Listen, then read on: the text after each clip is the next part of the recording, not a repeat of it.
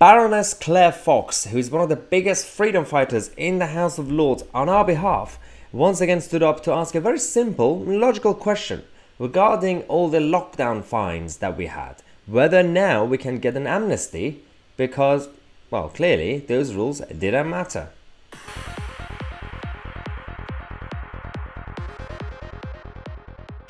Yes, this is Claire Fox, one of the freedom fighters, also a good friend of mine who has been very consistent in the House of Lords, especially recently. And now we had part of the sessions that recently we've had is Claire Fox standing up to not just get into gossip politics of whether you should have cake in the office or not.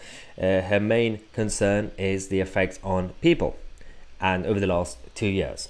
And whether those who completely followed the rules and have been disappointed, or those who have been fined unfairly. There were a number of people who were just walking around in parks with a cup of coffee and they just were stopped by the police for absolutely no reason. Whether those fines are now going to be reversed. This is what she had to say. We've just done the third reading of the Police and Crime Bill. And I wondered whether the Noble Lord would comment on the numbers of people who have been fined extortionate amounts of money for breaking rules and have been accused of breaking the law, whether they will receive an amnesty as a consequence of realising that there was wide-scale rule breaking. Now, as I said, this was a very simple and logical question, and whether you agree or disagree, it's her job to do that. The problem we have is that there's a reason that a lot of people out there don't really have faith in politicians, because the government spokesman, usually when they stand up, whether in the House of Commons or Lords, they don't really give proper answers, because they have to be very, very cautious about every single word that they use, even though they don't really practice it, because usually there are emails that come out to debunk what they said, or they're on record.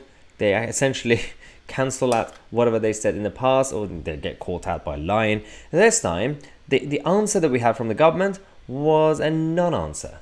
But, my lords, on the first point, she will understand that I can't comment on judgments that have been made in the courts or any individual cases, but obviously I hear what she said.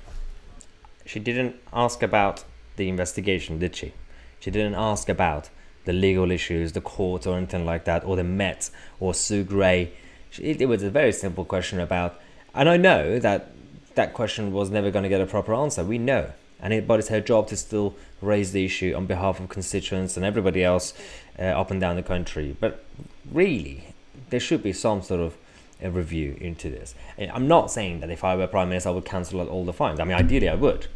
But probably not. I don't know. But because their Treasury, knowing how HMRC could be losing money, especially in fraud over the last lockdown fraud over the last 2 years, not really sure if there's any appetite in refunding anything or doing tax credits. But it's her job to bring up the issue, and it's the job of the government to actually acknowledge the question and really think about the answer before just coming up with non-answer responses. I don't know what you guys think. Let me know in the comment section if you think that Claire Fox was right to bring up that question or not, and whether you have faith in the political system. I'm Tousi, and we are the media.